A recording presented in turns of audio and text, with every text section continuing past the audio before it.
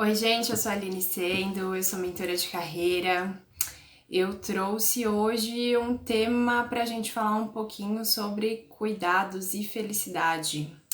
A gente vai trazer, através da psicologia positiva, bases para a gente ter uma vida, um dia a dia mais feliz, mais leve, mais cheio de bem-estar. Eu trabalhei muitos anos na área de recursos humanos, fui descobrindo através do desenvolvimento humano todas as habilidades, potencialidades, né, que cada um de nós tem, e muito pela psicologia positiva e pela neurociência, e buscando, né, uma flexibilidade maior de rotina. Depois da maternidade eu decidi fazer uma migração de carreira. Então, saí da área mais CLT, né, de empresas, e passei a empreender como então mentora de carreira. Eu tenho um programa exclusivo hoje na mentoria. O tripé dele é conexão, confiança e autonomia, porque dentro desse tripé, né, tá relacionado todo o nosso autoconhecimento. E é através, né, do autoconhecimento que a gente consegue construir alguma coisa que faça sentido para nós.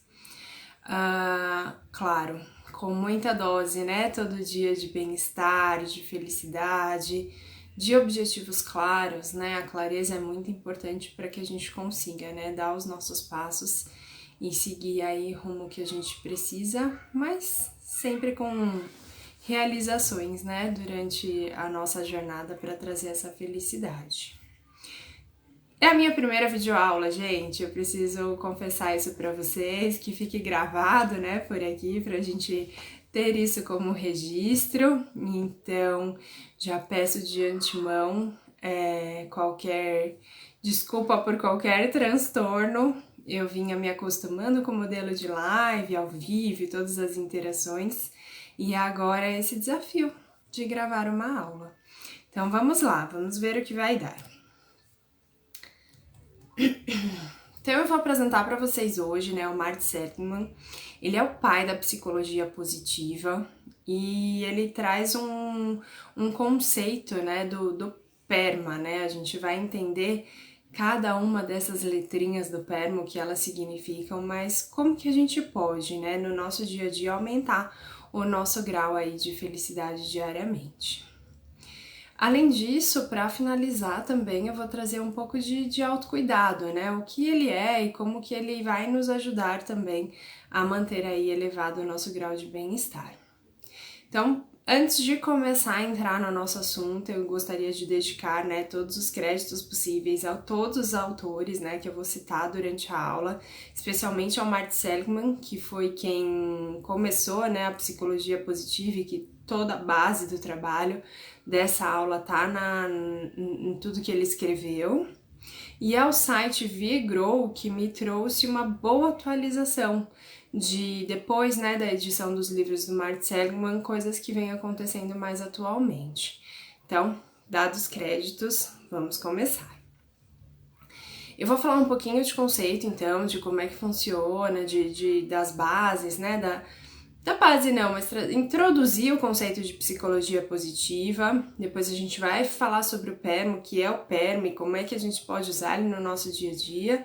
E aí, para finalizar, a gente termina, né, falando sobre autocuidado. A psicologia positiva, ela iniciou entre 97 e 98, então com o Marty Seligman. Claro que ele não fez isso sozinho, tem diversos outros autores, muitos deles os mais famosos eu devo falar aqui nessa aula, então vocês vão conhecendo, vou deixar também os nomes deles, né, nas informações do vídeo para que vocês possam acessar, né, se assim o quiserem. O foco, então, do estudo da psicologia positiva passa a estar na felicidade e não mais nas doenças mentais, como a psicologia sempre estudou, né, ao longo das décadas. Então, eles perceberam que estudar a felicidade ao invés das doenças mentais, a gente pode antecipar que as doenças mentais aconteçam. Então, por isso, essa visão aí de foco. É claro que muita gente ainda estuda, né? A psicologia trabalha de forma bastante ampla em todos os aspectos, mas a psicologia positiva dedicou-se exclusivamente a estudar a felicidade, por isso muitas vezes é até chamada de ciência da felicidade. E é impressionante como o tema foi ganhando, né? Muita ascensão. São 20 anos já de estudo, né? Mas hoje em dia existem países que fazem... Na verdade, existe um controle já, né? Até pela ONU, de quais são os países mais felizes. O Brasil, pela última pesquisa, estava em 32º lugar. E tem países que são muito dedicados a esse tema, né? Que colocam o índice de felicidade até comparativamente com o PIB. Mas isso acontece até porque a gente vai entender, né, ao longo da aula que quanto mais a gente consegue trabalhar na nossa felicidade, mais a gente consegue ter produtividade também. Então, por isso a relação do índice de felicidade com o PIB, né, que é um índice econômico. Então, trazendo mais um pouquinho, né, de informações, o que os estudos dizem é que 50% de tudo que a gente vai ter de sensação de felicidade, então 50% disso vem da nossa herança genética. Então é DNA mesmo aqui, né? A gente não tem lá muito como brigar, a gente vai olhar, né, para os nossos pais e vai ver como eles se relacionam com este tema da felicidade. 10% disso tem relação com as circunstâncias da vida, né? Então, fatos muito importantes, quando a gente conquista algo que a gente estava sonhando há muito tempo, o nascimento de um filho, o casamento, enfim, datas que são, né, marcos da nossa vida de fato. Ou as coisas mais simples, né, como comprar um carro, ser promovido, ganhar na loteria. E para somar então 100%, então 50% herança genética, 10% circunstâncias da vida e 40% são escolhas, atos, ações e mentalidades. Então, quer dizer que 40% está relacionado conosco mesmo, como a gente busca isso, como a gente escolhe fazer isso no nosso dia a dia, né? Como a gente pensa, né, o positivo, como a gente atrai a felicidade, né, para a nossa vida. Então, talvez hoje todas as ferramentas aí que eu vou trazer para vocês está relacionada nesses 40%, né? Que são as nossas escolhas. E eu sempre digo, né, que escolher ser feliz é uma prática diária. Todo dia é quase como se fosse um exercício físico mesmo, né? Pra gente ter um músculo, a gente precisa, né, fazer exercícios com muita frequência. Então, para ter felicidade, a gente também precisa fazer exercícios que nos gerem felicidade com bastante frequência. E é uma coisa muito única, né? Assim como na atividade física você escolhe, né, que músculo você vai trabalhar melhor, para trabalhar a felicidade você também vai escolher quais os aspectos que vão te trazer mais felicidade. Isso só tá dentro da gente, só a gente mesmo pode entender. E muitas vezes o que me faz feliz pode não fazer você feliz. E aí dentro, né, da nossa casa, da nossa família, a gente vai entendendo qual é a motivação de felicidade para cada uma das pessoas. Então a literatura exemplifica, né? Eu vou ler uma passagem aqui para vocês. Um dos equívocos sobre felicidade é achar que ser feliz é ser animado, alegre, contente o tempo todo, ter sempre um sorriso no rosto. Não é isso. Ser feliz é levar uma vida enriquecedora, tem a ver, tem relação, né, com aceitar que as coisas ruins venham junto com as boas e aprender a ressignificar as ruins. Essa passagem é da Vanessa Bott, ela é pós-doutora em psicologia social. E tem uma outra frase da Jennifer Moss que diz: felicidade não é a ausência de sofrimento, é a capacidade de se recuperar dele. Essas frases, né, eu puxei do livro, né, Coleção de Inteligência Emocional e Felicidade, da Harvard Business Review. E esse livro tem várias passagens, né, com vários pesquisadores diferentes que traz um pouco mais de conceito e informações. Então, quem tiver interesse em conhecer um pouco mais desta obra. Aí a gente tem mais algumas frases desse mesmo livro. E agora é de um autor que é bem famoso dentro da psicologia positiva, que é o Shal Answer. Ele diz: o maior equívoco da indústria da felicidade é tratar a felicidade como um fim e não como um meio.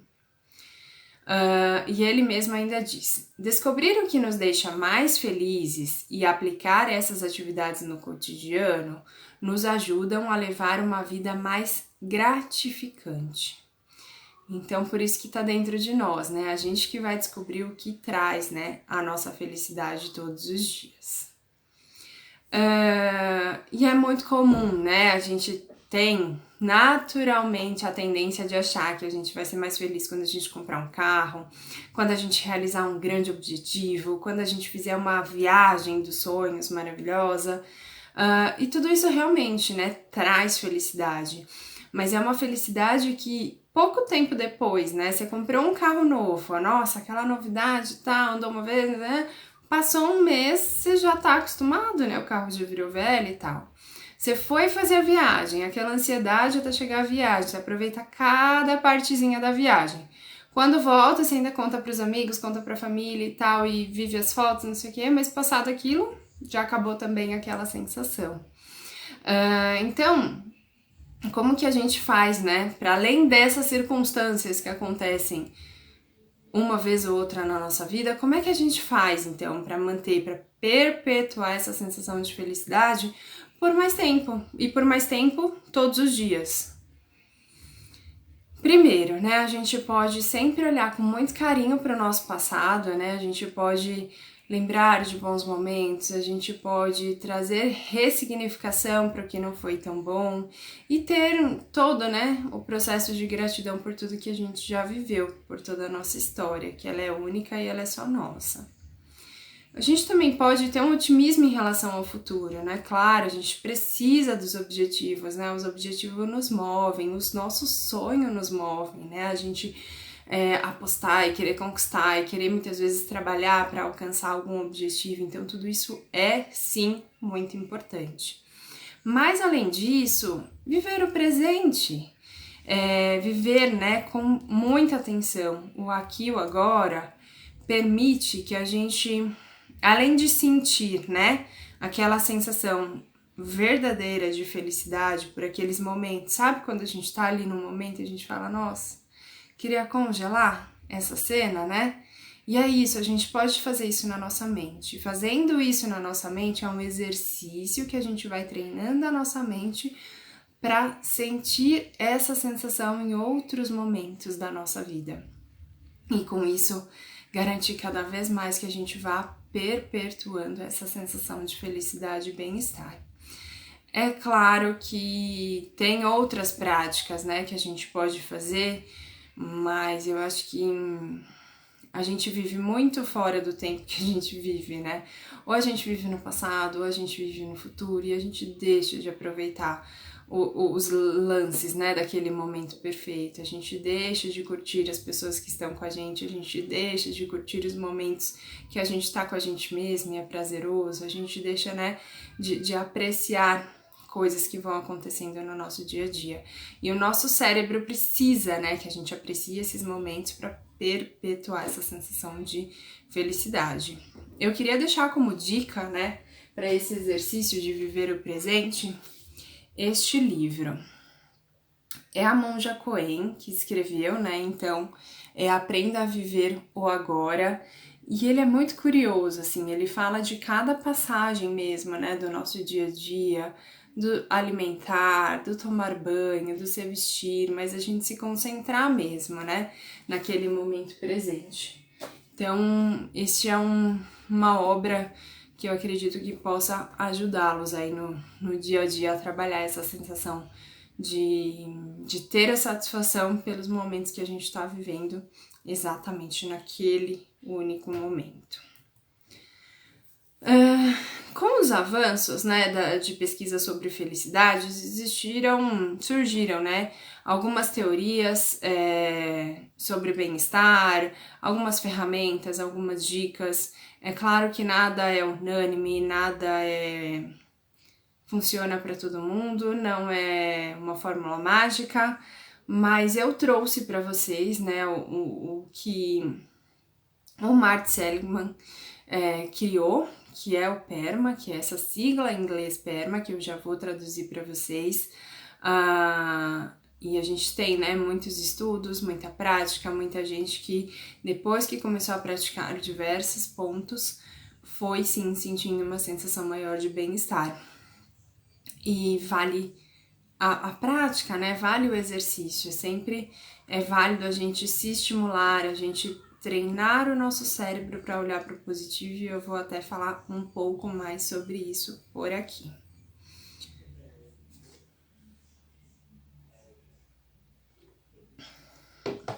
O PERMA, né, ele tá com as siglas, né, um acrônimo, né, então foi tirado as primeiras letrinhas de cada uma dos pontos dele, e a gente vai trabalhar em cada uma delas aí traduzindo então para o português. O P seriam as emoções positivas, né? O E, o engajamento. O R, relacionamentos. O M, né? Com a tradução ele fica significado. E o A, com a tradução, ele fica realização. Então, a gente vai falar de emoções positivas, de engajamento, de relacionamentos, de significado e de realizações. Além desses 5, né, que eram os conhecidos por mim até então, o site que eu falei no começo e citei os créditos, ele me trouxe que uma aluna e pesquisadora, uma aluna do próprio, né, Mart Seligman, a Emília, descobriu um novo elemento, né, que já vinha sido estudado por outros autores, mas que daí eles decidiram incorporar o PERMA, que é o V de vitalidade. Então a gente vai entrar em cada um destes elementos e além de explicá-los, eu vou dar dicas, né, de como a gente pode praticar isso no nosso dia a dia. Então, para a emoção positiva, né, a gente tem naturalmente uma tendência de pensar negativamente. O nosso cérebro, ele aprendeu a se defender dos predadores, né, é uma ação natural. É para nos proteger, então ele emite sensação de alerta para a gente prestar atenção no que está errado. Então a gente nem pode culpar o nosso cérebro, ele só está tentando nos proteger. E foi assim, né, desde lá dos nossos antepassados, né, que viviam na selva, que precisavam deste tipo de proteção, mas ele acompanha até hoje, né, porque a gente foi de alguma forma não conseguindo, né? Eu acho que todos os avanços que nós tivemos em saúde, ele acaba sendo um pouco mais demorado no cérebro, porque é muito difícil você estudar o cérebro de uma pessoa viva. Começavam a estudar pessoas mortas e aí o resultado não era igual. Enfim, a gente tem evoluído muito em neurociência e tudo isso traz meios de como pode nos ajudar, né, a trabalhar melhor com o nosso cérebro. Então, esse viés negativo, né, essa questão da proteção que faz a gente olhar o negativo, faz com que mesmo que aconteçam 20 coisas positivas durante o nosso dia, se acontecer uma negativa, a gente vai focar nessa uma, né? O nosso cérebro vai ficar ali martelando na uma negativa. Então, como que a gente faz, né, para treinar, para cultivar essas emoções positivas e para em algum momento elas se tornarem, né, a força maior ali do nosso cérebro e não para que a gente fique, né, ali com o olhar para o negativo. Então, quais são os benefícios, né, de olhar para o positivo? Quando eu olho para o positivo, quando eu foco nas minhas emoções positivas, eu melhoro a performance, aumento a imunidade. Eu, né, de forma geral, eu vou ter mais esperança e mais otimismo. aumenta a minha criatividade e, com o passar do tempo, vai modificando a minha forma de agir e pensar. E tudo isso, né, vai colaborar diretamente para eu perpetuar aquela sensação, né, de alegria, de contentamento, de paz e muitas vezes até de gratidão. Então, como que a gente faz esse exercício no dia a dia, né? Como é que a gente faz para focar no que é positivo e tentar tirar esse foco, né? Esse treino do nosso cérebro para o negativo. Então, eu posso lembrar de bons momentos ou que aconteceram no passado, ou reforçar ao máximo para gravar aqueles bons momentos que vão acontecendo durante o dia. Eu posso, né, observar tudo que tá ali acontecendo no meu dia e reforçar sempre o que é positivo. E até vou dividir aqui uma história que aconteceu essa semana com vocês. A gente passou por uma chuva muito forte e ficamos sem energia. Como se não bastasse ficar sem energia, ficamos sem água também, né? Então foi um dia bem caótico, né? Nesses momentos que a gente valoriza tanto, né? Essas coisas que estão tão disponíveis pra gente. E aí é claro que eu fiquei um pouco mal-humorada mesmo, né, de estar vivendo aquela situação, de não poder tomar um banho, de não poder fazer uma comida, de, né, não poder seguir com a minha rotina normal. E aí teve um momento do dia que eu parei, elaborei aquele mau humor que eu tava e pensei, pelo menos eu tenho uma casa, eu tenho um abrigo, eu não tô passando frio. Eu posso ligar para algum restaurante e pedir comida para ser entregue em casa. Então, olha quanta vantagem, né, que eu tenho no meio de tudo isso. Então, eu preciso ser grata, né? Eu preciso agradecer por tudo isso de bom. Que mesmo diante dessa situação ruim, ainda tem muitas coisas boas acontecendo. E aquilo foi amenizando, sabe? Aquele mau humor que eu tava sentindo. Mas por isso que eu digo que é um exercício diário. A gente precisa treinar o cérebro para olhar o positivo, porque senão ele vai focar no negativo. E a gente precisa ali o tempo todo ficar trabalhando nisso.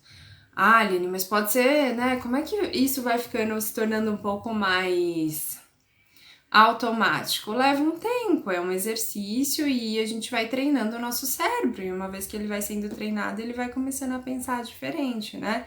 Tá lá o benefício, né? Modifica a nossa forma de agir e pensar. Então, depois de um tempo, este exercício se torna um pouco mais natural e menos de esforço.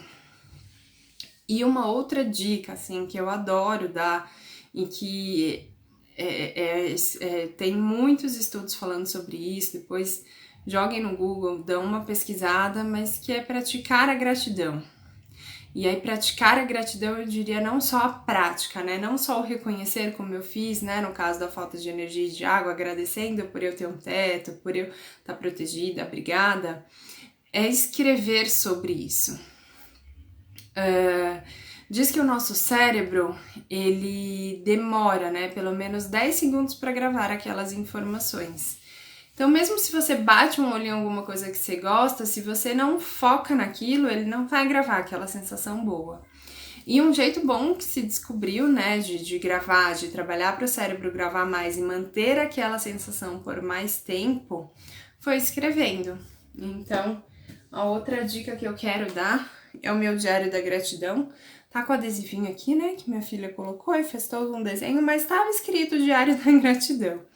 Bom, nesse diário eu escrevo, né, diariamente, pelo menos 3 ou umas 5, algum fato que tenha acontecido comigo durante aquele dia que seja motivos para eu agradecer. Ah, Aline, mas o que eu escrevo, né? Eu sou grata porque eu tenho saúde, eu sou grata porque eu tenho uma casa. Sim, né? Isso normalmente a gente já é grato, já agradece. Para quem segue alguma religião, né? Já faz alguma oração pensando nisso. Mas além disso, né? Podem ser momentos muito simples.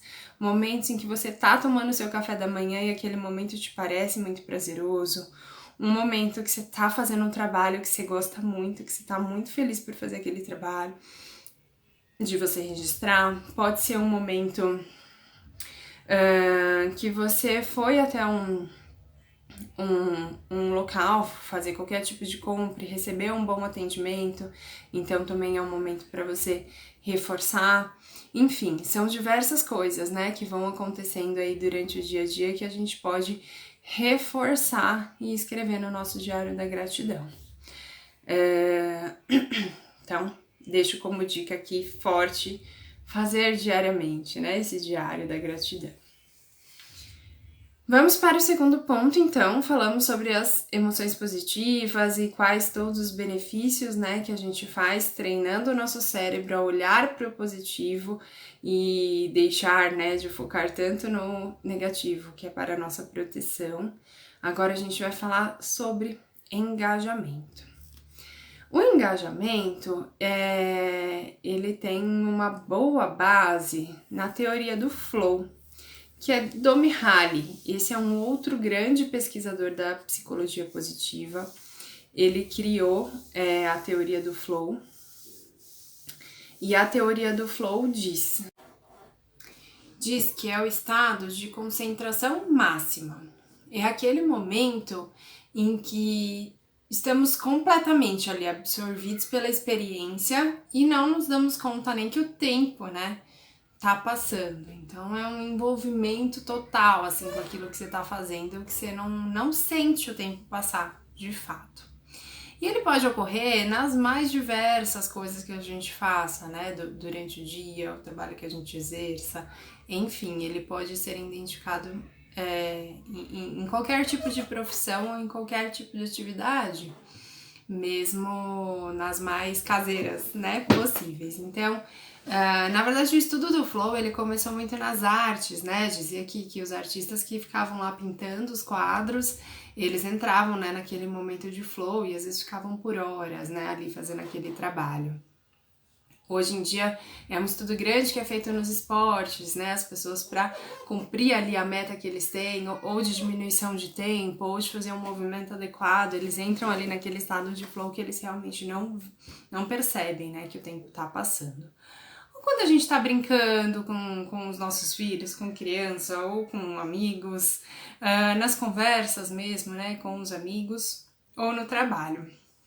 Eu, trabalhando em RH, né, durante muitos anos, eu conversava com o pessoal na área de TI, assim, e ficava muito impressionada, né, quando dava aqueles problemas gigantes, né, no sistema, e aí uma vez eu tava conversando, né, com um profissional da área, e ele falou, nossa, eu fiquei, sei lá, acho que 10 horas, sem nem levantar da cadeira, para tomar uma água, para ir no banheiro, para comer qualquer coisa. Enquanto ele não achou o problema, ele não se desconectou daquilo, sabe? E ele não sentia, né, fome, não sentia vontade de ir no banheiro, não sentia sono, não sentia cansaço, porque é tamanho esse estado de flow. Então é isso, assim, quando a gente entra nesse nível, né, de frequência, de fluxo, a gente não sente nenhuma das outras coisas. E é claro que envolve, né, muita energia, dedicação e envolvimento, mas é necessário que se tenha um desafio. A gente não vai muito, né? Não vou dizer a gente não vai, né? Mas assim, muito dificilmente a gente vai entrar no estado de flow fazendo a rotina, né? Nossa ali normal, a nossa rotina diária.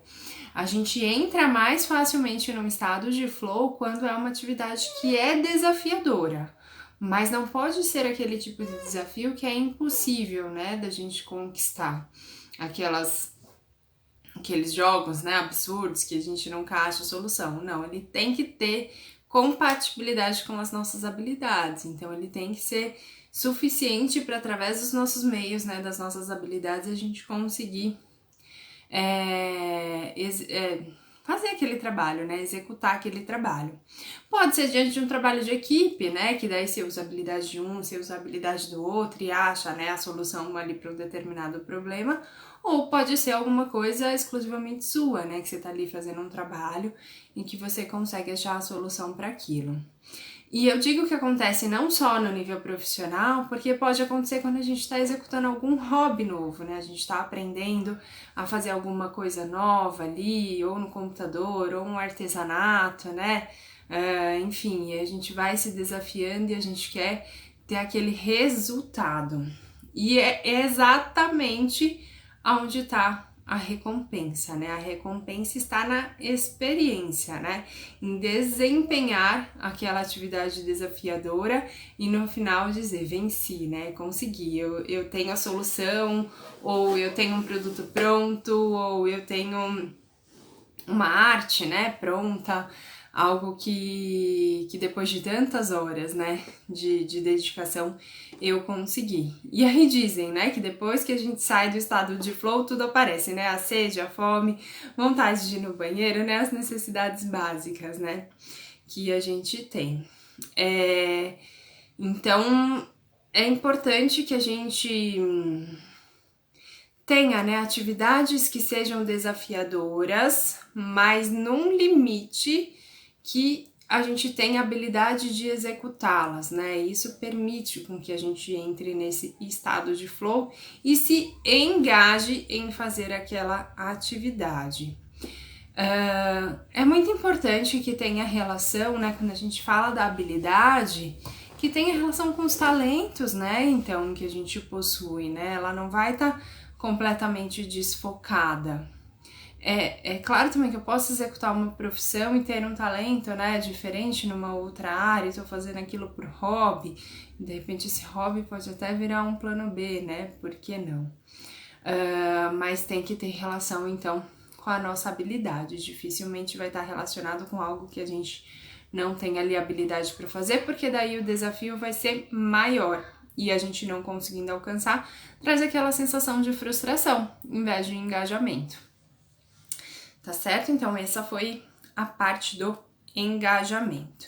Ah, Aline, mas como é que faz, né? Parece uma coisa tão fora, né? Nossa, parece uma coisa que vai acontecer uma vez na vida. E não, assim, não é isso. Toda vez que a gente vai, né, trabalhando o nosso autoconhecimento, vai entendendo quais são os nossos talentos, onde a gente se sente mais confortável de trabalhar e ainda assim, né, tem uma atividade ali que seja desafiadora, a gente vai tendo esses momentos de flow. Facilmente a gente tem momentos de flow durante o dia, né? Às vezes a gente tá ali super envolvido, né? Fazendo uma brincadeira diferente ou criando alguma arte. Agora mesmo os pais, né? Assim, trabalhando com os filhos em casa, as tarefas de casa, conseguem às vezes entrar num momento que lembra de alguma coisa que fazia quando criança e tal, se sente desafiado a ajudar ali o filho com aquela atividade. Ou na cozinha, né? Quando a gente pega uma receita muito mirabolante, que a gente acha que não vai ter condições de fazer e consegue fazer, enfim, dá para fazer na nossa rotina mesmo, né, no nosso dia a dia. Vamos então para os relacionamentos. Dizem, né, muitas pesquisas dizem que o nosso cérebro é 95% social e emocional e apenas 5% racional. Então, daí já vem, né, a nossa necessidade de se relacionar.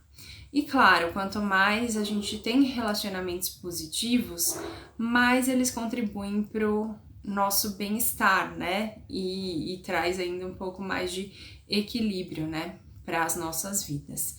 Então, relacionamentos positivos e significativos podem sim fazer com que a gente seja mais feliz. A Ana Artigas, autora do livro Inteligência Relacional, diz que é importante escolhermos relacionamentos que despertem o que há de melhor em nós. E relações saudáveis geram aprendizados. Tem algumas outras pesquisas que dizem que somos parecidos com as 5 pessoas com que mais a gente convive. E aí vou perguntar para você.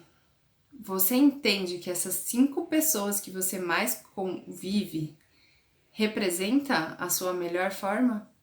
Você acha que elas estão contribuindo para você ter a sua melhor versão? Fica a reflexão. Um outro famoso, né, escritor da psicologia positiva, o Shawn Achor, né, que a gente já falou, citou ele um pouquinho mais cedo, ele tem o livro, né, O Jeito Harvard de Ser Feliz, e ele ainda diz que precisamos ter 3 tipos de pessoas, né, dentro do nosso convívio. As pessoas que são os pilares, as pontes e os extensores. Então, os pilares, né, as pessoas pilares são aquelas que nos apoiam e nos suportam nos momentos bons e ruins. As pontes são aquelas que nos levam a algum lugar, né? Muitas vezes são pessoas que passam pela nossa vida, né? Que por algum momento elas são muito importantes e a gente mantém, né, ali o carinho, mas que elas deixam, né, de serem pessoas do nosso convívio, do nosso relacionamento diário. E tem os extensores, que são aquelas que fazem nós sermos melhores do que somos. Então, são pessoas que ou nos provocam no sentido negativo, né? Que estão sempre ali nos desafiando e nos provocando, né? A gente buscar o que a gente é de melhor. Ou são pessoas que a gente aprende, né, com elas, a gente aprende como ser ou como não ser, enfim, gera sempre, né, aquele tipo de aprendizado. Então, a gente vai ter aí esses 3 tipos de pessoas dentro do nosso relacionamento. E aí eu vou deixar aqui 2 perguntinhas para reflexão. Então, o que você pode fazer para ter relacionamentos mais positivos na tua vida? E quais são? Quem são as pessoas que representam aí os pilares, as pontes e os extensores? Você tem ideia de quem são essas pessoas? Vale a pena pensar um pouquinho sobre quem elas são? Eu quero aqui deixar uma outra dica de livro, que é o livro que chama 5 Linguagens do Amor, do Gary Chapman. Esse livro até que ele é bem antigo, e ele traz muito, né, de relacionamento com cônjuge, né, com esposos, esposos, mas eu acredito que a leitura dele vale para essas pessoas que são os nossos pilares, porque ele traz tantas formas, né, da gente se relacionar e conhecer e saber como, né, a gente cultivar melhor o relacionamento com essas pessoas, que eu acho que é muito válida a leitura para manter esse relacionamento aí mais positivo possível. E é um exercício diário, né, gente? Não é fácil, né, a gente conviver. Se muitas vezes não é fácil a gente conviver com a gente mesmo, quando a gente convive, né, com as outras pessoas, é um desafio diário e constante. Então é um treino, é uma prática, é um exercício. E o que eu gosto muito de falar sobre relacionamento e que tem relação com comunicação, porque ele é a base, né, de como a gente se relaciona, é a escuta ativa. Toda vez que a gente, na comunicação, né, permite que a escuta ativa esteja presente, a gente consegue ler melhor, né, a outra pessoa, ler melhor os cenários, ler além do que ela tá dizendo. E assim a gente consegue estar mais próximo, né? Entender um pouco mais se não tá num bom dia ou se tá num bom dia, se precisa de apoio, se precisa, né, de um abraço naquele momento, de um carinho, ou precisa, né, de um empurrãozinho, de vai dar certo.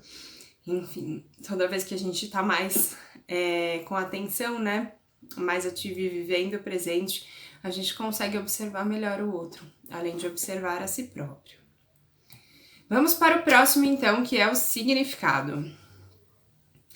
O significado é pertencer e servir a algo maior que nós mesmos. Parece difícil, né? Como que a gente pode, né, fazer isso na prática? Mas vamos lá. A literatura, né, sobre produtividade diz que quanto mais significado encontramos no nosso trabalho, mais somos produtivos e conseguimos ainda aplicar os nossos talentos com mais facilidade e naturalidade. Por isso, além do significado como algo maior, né, como propósito, se a gente pode buscar o significado nas nossas tarefas diárias, nós teremos mais motivação para realizá-las.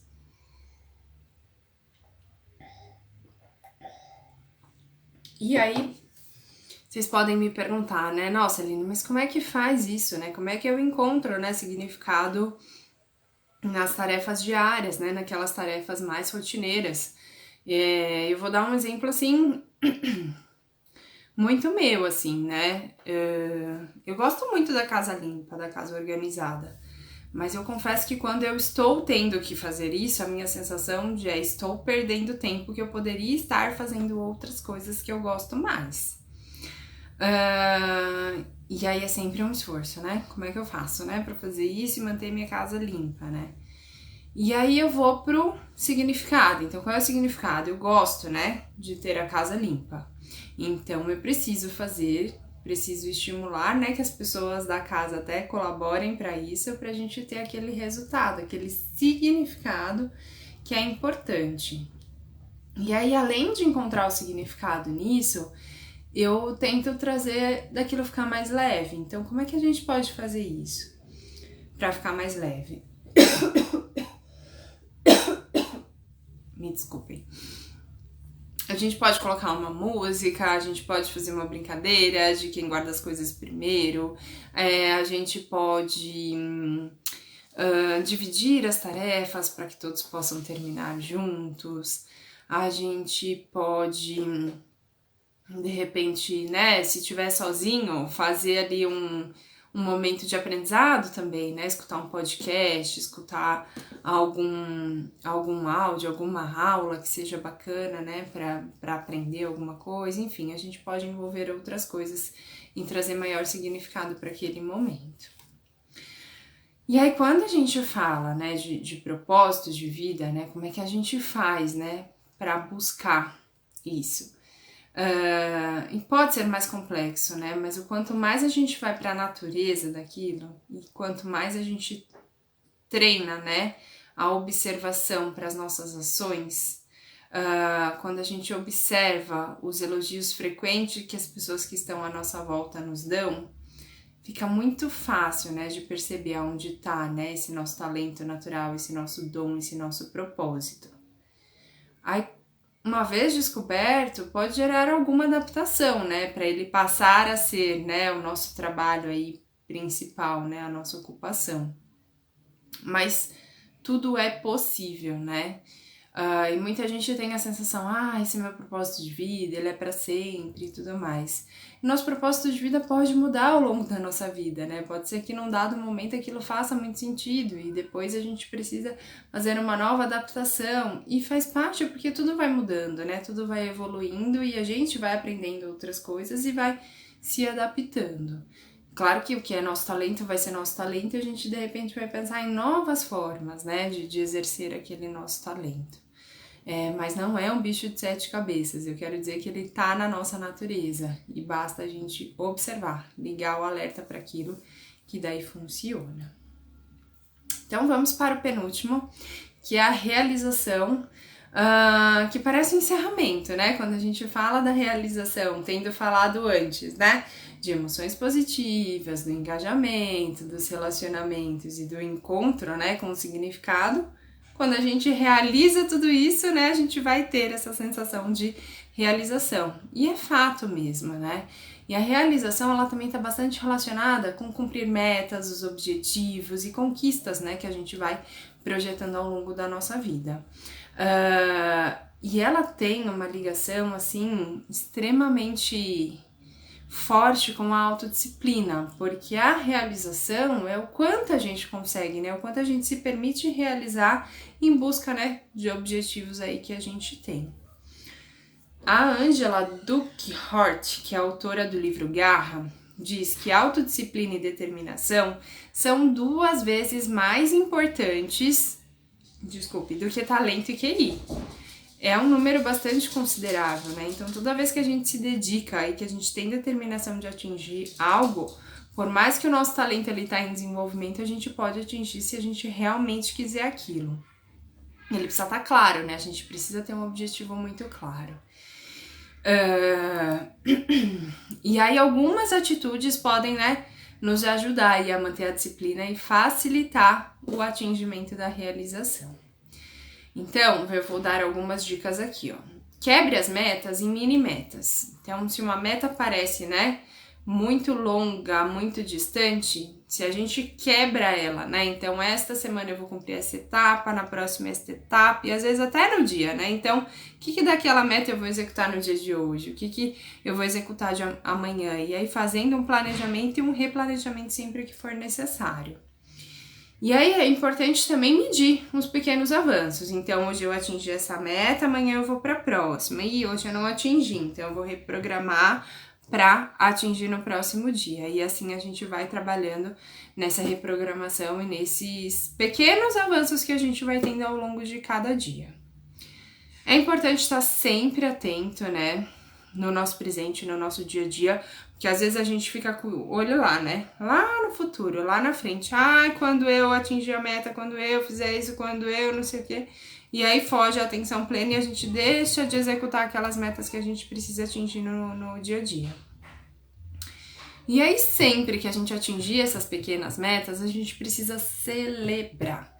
A gente precisa comemorar essas pequenas vitórias, porque as comemorações que vão gerar o engajamento para a gente continuar atingindo as próximas metas e aí chegar lá na nossa grande meta final, né? Então, é importante comemorar sempre, cada etapa, cada conquista, tudo que acontece na nossa vida. Eu acho que a celebração é algo de maior, né? Eu acho que se eu pudesse resumir aqui minha aula de hoje e falar para vocês, eu diria: façam um diário da gratidão e celebrem as pequenas conquistas que vocês tenham, né? Porque isso vai levar vocês cada vez mais longe.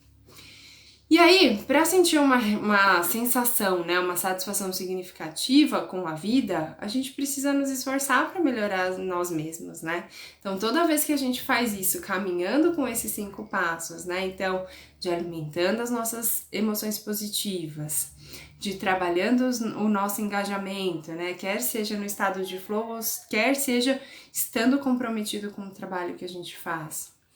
Quer seja cultivando relacionamentos positivos, trabalhando na busca do nosso propósito ou entendendo, né, o significado nas tarefas diárias que a gente faz e trabalhando a nossa realização, né, fazendo a conquista diária para que as realizações possam, né, permitir que elas aconteçam no dia a dia, a gente vai se melhorando, a gente vai aprendendo. E o quanto isso é importante para a gente ter bem-estar. E aí, além disso, Aline, né? O que a gente precisa fazer mais? Cuidar da nossa saúde, cuidar da nossa vitalidade, né? Que é a última letra que foi incluída agora no PERMA. Então, a vitalidade, ela dá ênfase em 3 aspectos que têm total relação com saúde, que é dormir bem, comer bem e movimentar-se. Os 2 primeiros muito, né? Dormir bem, comer melhor, a gente sabe que isso é pra vida, né? E tá na nossa mão, né? Só depende da gente fazer isso. E o movimentar-se pode sim ter a ver, né, com uma atividade física ali regrada, ou pode ser um movimento pelo menos de escolher, né? Entre o elevador e pela escada, entre pegar um ônibus que vai muito perto e a pé, enfim, práticas ali do dia a dia, né? Sair para dar uma pedalada aí no parque, fazer uma compra a pé, coisas que a gente pode ali ir fazendo no nosso dia a dia mesmo. E para mim, né, todo esse cuidado, né, que a gente tem com a gente mesmo, todo esse trabalho de trazer mais sensação de bem-estar, e quando eu penso ali na última frase, né, que a gente fala em realização, que é para sentir uma satisfação significativa em relação à vida, devemos nos esforçar para melhorar a nós mesmos, me remete diretamente ao autocuidado. Ah, Aline, como assim autocuidado a gente vai melhorar a nós mesmos? Porque o autocuidado é o momento que a gente tá com a gente mesmo, que a gente consegue se perceber como pessoa, como indivíduo, que a gente consegue fazer algo única e exclusivamente para nós mesmos. A gente não tá neste momento trabalhando para ninguém, a gente não tá cuidando de ninguém, a gente não tá cuidando de nenhuma coisa, né, da casa ou do carro ou de qualquer outra coisa, a gente tá cuidando da gente. E é cuidando da gente que a gente pode ser melhor, inclusive para o outro.